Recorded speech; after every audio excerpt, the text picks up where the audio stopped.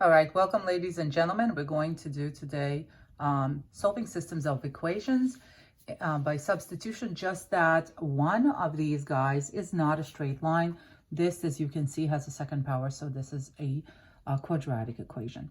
So as usual, we begin by solving one of those equations for the other variable. So it's going to be a great way to just solve for y. I don't want to solve for x because then I would have to do that whole squaring business.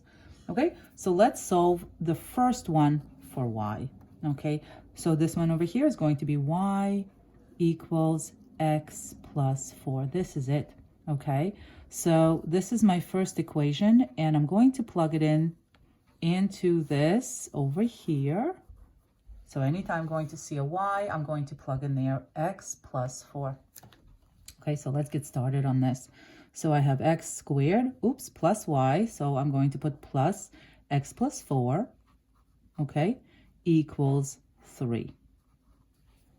Okay, so remember that quadratic equations, whenever you want to solve these guys, what you'd like to do is you want to have a 0 in one side, and then you can sort of see, can you factor it? Do you have to use a quadratic formula? So this one over here is x squared plus x plus 4 minus 3 equals 0. All right, let's clean this up a little bit.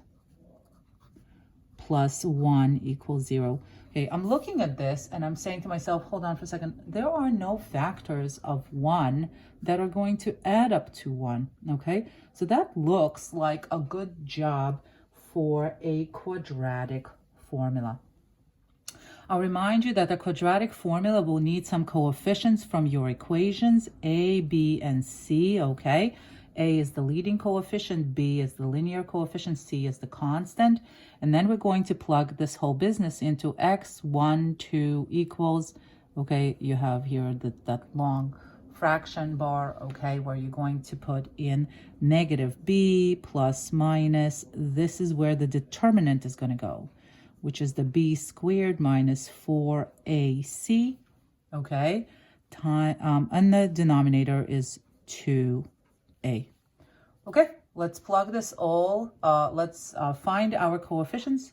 Our leading coefficient in 1, okay, our linear coefficient in 1 is, and so is our constant 1 as well. And now let's plug all of this into our formula, okay, into our quadratic formula. So x12, negative b, I'm going to put here negative 1, okay, plus minus 1 squared, that's just 1, minus 4 times 1 times 1. So this whole business in the square root is actually ending up being 1 minus 4, which is negative 3. And in the denominator, I have 2 times 1, which is just 1. Okay, so this whole thing simplifies to negative 1 plus minus square root of negative 3 over 2. Okay, so your two solutions are going to be, your x1 is going to be when you're going to be doing negative 1 minus square root of negative 3, okay, divided by 2.